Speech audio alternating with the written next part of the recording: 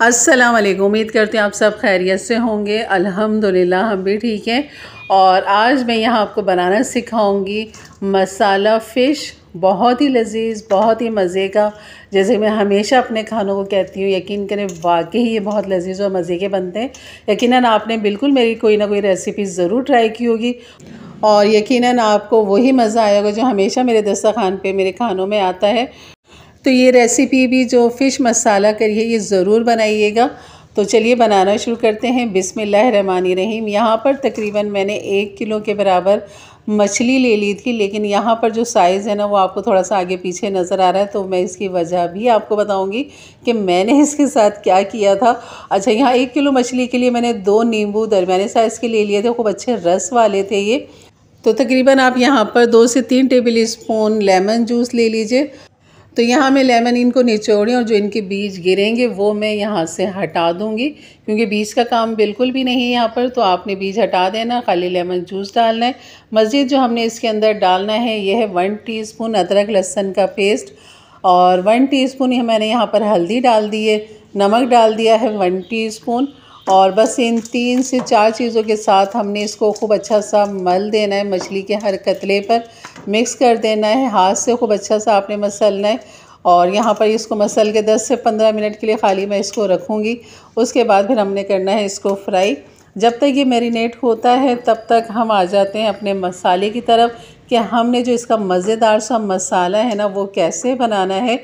और इस मछली का जो ये हशर आपको नज़र आ रहा है, कुछ बेहतर तो है लेकिन फिर भी वो उस तरह नहीं है जैसे एक मछली वाले कटिंग करके देते हैं, तो वो चीज़ इसमें नहीं आई है। तो वजह ये थी जो कि मैं आपको आगे बताती हूँ। तो यहाँ आ जाते हैं मसाले की तरफ। यहाँ पर तकरीबन मैंने हाफ़ कप से बहुत कम ऑयल ले लिया था और यहाँ पर डाल दिया है 1 टीस्पून भर के अदरक लहसुन का पेस्ट। और यहाँ पर इसको थोड़ा सा हमने भूनना है।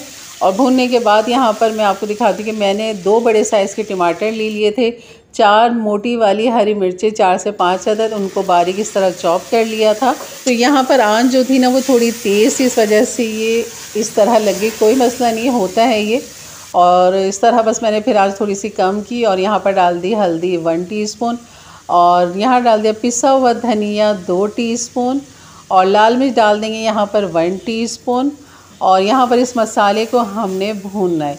तो बस यहाँ पर जो मसाला है हमारा इसकी करने हमने भुनाई और बहुत प्यार से आपने इस मसाले को भूनना है और ख़ूब अच्छा सा यहाँ पर भूनना है। जैसे कि हमेशा मैं कहती हूँ हल्की दरमियानी आंच पे आपने मसाले को भूनना है। ये है मेरे पास तली और पिसी हुई प्याज, जैसी मैं अपनी वीडियो पे आपको सिखा चुकी हूँ। उसकी रेसिपी भी मौजूद है कि कैसे तलना है और कैसे पीसना है। तो यहाँ पर ये पिसी हुई प्याज तकरीबन मैं ले लूँगी 3 टेबल स्पून।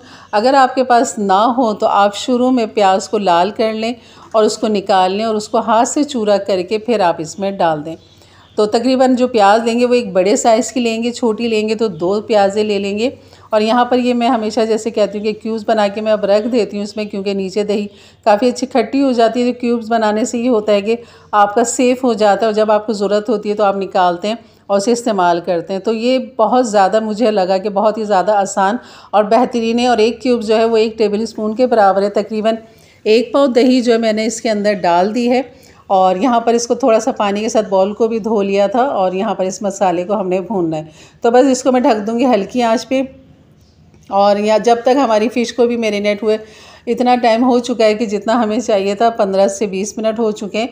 तो बस यहाँ पर अब थोड़ा सा मैं ऑयल ले लूँगी, थोड़ा सा इसलिए क्योंकि यही ऑयल हमने अपने उस सालन की ग्रेवी में डालना है, क्योंकि ये ऑयल को हमने ज़ाया नहीं करना, इसी के अंदर हमने फ़िश को फ्राई करना है। तो यहाँ जो फ़िश है ना, यहाँ तरीका जो मैंने रखा है ना ये गलत रखा है। तो आपने इस तरह नहीं रखना, स्किन के साथ नीचे नहीं रखना। तो मैंने ये स्किप इसलिए नहीं किया क्योंकि हमसे भी गलतियाँ होती हैं और गलती से ही इंसान सीखता है। तो मैंने जब अपनी वीडियो को जब देख रही थी तब मैंने ये स्टेप देखा, तो मैंने ये तो बहुत ही तरीका मैंने गलत रखा है, क्योंकि इसको जो गोश्त के साथ हमने रखना था, यानी स्किन के साथ रखा तो नतीजा ये निकला कि स्किन जो है वो नीचे चिपक गई तले पे और जब इसको पलटा तो वो नीचे तले पे रह गई स्किन और गोश्त जो है बिल्कुल साफ़ हो गया। तो ये वजह हुई। तो हमने गोश्त का जो हिस्सा होता है ना, सिर्फ मैंने इस पूरे प्रोसेस में मैंने एक फ़िश को सही तरीके से रखा है, बाकी सबको मैंने स्किन के साथ रख के इस तरह मतलब ये कर लिया, मैंने गड़बड़ कर ली। तो जनाब, तो आपने स्किन के साथ नहीं रखना, आपका जो गोश्त का हिस्सा होता है फ़िश का उसको आपने फ्राई में रखना है, फिर उसको पलट देंगे। देखें बाकी मछलियाँ भी मैं स्किन के साथ रख रही हूँ, सिर्फ जो एक मैं रखूँगी ना वो मैं आपको दिखाती हूँ कि मैंने वो एक कौन सी सही रखी है। तो बस यहाँ पर इनको उलटते पलटते फ्राई कर लेंगे। और ये जो एक तो पहले ही कटिंग मुझसे गलत हो गई, मछली की सही से नहीं हुई, और दूसरा ये कि फ्राई में भी मैंने थोड़ी ये गड़बड़ कर दी कि स्किन के साथ मैंने इसको रखा और स्किन सारी जो थी वो नीचे चिपक गई है। तो बस इसको अब मैं हटा रही हूँ, स्किन को खुरच रही हूँ ताकि मज़ीद ये जल के ऑयल को ख़राब ना करे। और यहाँ पर जो मैं फ़िश का जो एक कतला है ना वो मैं आपको दिखाऊंगी मैंने कौन सा वो कतला था जो सही रखा था। तो वो ये वाला था, ये वाला मैंने गोश्त वाला हिस्सा रखा, स्किन वाला नहीं रखा, बाकी सब स्किन वाले मैंने रखे। तो आपने ये गलती नहीं करनी है, जब भी आप फ्राई करें मछली को तो आपने गोश्त वाला हिस्सा रखना है। जैसे कि आपको नज़र आ रहा है कि गोश्त वाला जो मैंने एक पीस रखा था वो बिल्कुल सही पलट गया, तो वो नुकसान नहीं हुआ उसका, बाकी सब में नुकसान हो गया, कोई मसला नहीं है। और वही फ्लेवर जायका जो मछली का था वो ऑयल के अंदर आ चुका है। और यहाँ मसाला भी मैंने हल्की आंच पे रखा हुआ था। तो बस यहाँ पर डाल देंगे नमक, जो कि मैंने नहीं डाला था शुरू में, तो अब तो याद आया तो अब डाल दिया मैंने। 1 टीस्पून नमक डाल दिया है इसके अंदर, और काफ़ी अच्छा मसाला भुनाई की तरफ आ चुका है। तो यहाँ पर अब इसको थोड़ा थोड़ा सा मैं पानी डाल के मज़ीद इसको भूनूँगी। थोड़ी सी आँच मैंने तेज़ कर ली है यहाँ पर, और दूसरे चूल्हे पर मछली फ्राई हो रही है। तो बस अब यहाँ पर मसाला भूनेंगे, फ़िश डालेंगे और ये हमारा तैयार हो जाएगा। ये डाल दिया मैंने जनाब पिसा हुआ गरम मसाला, 1 चुटकी भर के डाल दी है मैंने यहाँ पर। और यहाँ पर खूब अच्छा सा करेंगे मिक्स। पानी जैसे कि आप देख रहे हैं, अब मैं ग्रेवी के हिसाब से इसमें पानी रखना चाह रही हूँ कि मैंने फ़िश डालनी है फाइनली, क्योंकि मसाला भुन चुका है, ऑयल इसका ऊपर आ चुका है, गरम मसाला जा चुका है, और ये फ़िश का जो ऑयल है ये भी मैं इसमें ही डाल दूँगी। तो आपने इसलिए कम ऑयल के साथ मछली को फ्राई करना है, और या फिर मसाले के अंदर जब आप ऑयल डालेंगे तब आपने कम डालना है, क्योंकि मछली का ऑयल भी हमने इसमें ही डालना है। तो यहाँ पर जैसे उबाल आ जाएगा तो ये मछली के जो पीस फ्राई करके रखे थे वो डाल दीजिए इसके अंदर मसाले में। और यकीन करिए इतने मज़े की ये ग्रेवी बनती है ना, इतने मज़े की बनती है कि बहुत ही लाजवाब है। एक दफ़ा मेरे कहने से ज़रूर इस तरीके से बनाइएगा, आप ख़ुद कहेंगे कि और भी मछली के सालन हैं जो कि बनते हैं, लेकिन उससे मुझे ये ज़्यादा ग्रेवी वाला ये सालन अच्छा लगता है, मसाले वाला, क्योंकि बिल्कुल थिक होता है ये। और ये है कसूरी मेथी, मज़ीद इसके जायके को, फ्लेवर को इन्हेंस करेगा और मज़ा वाला फ्लेवर इसके अंदर लेकर आएगा। सूखी मेथी, कसूरी मेथी, और यहाँ पर डाल देंगे हरा धनिया।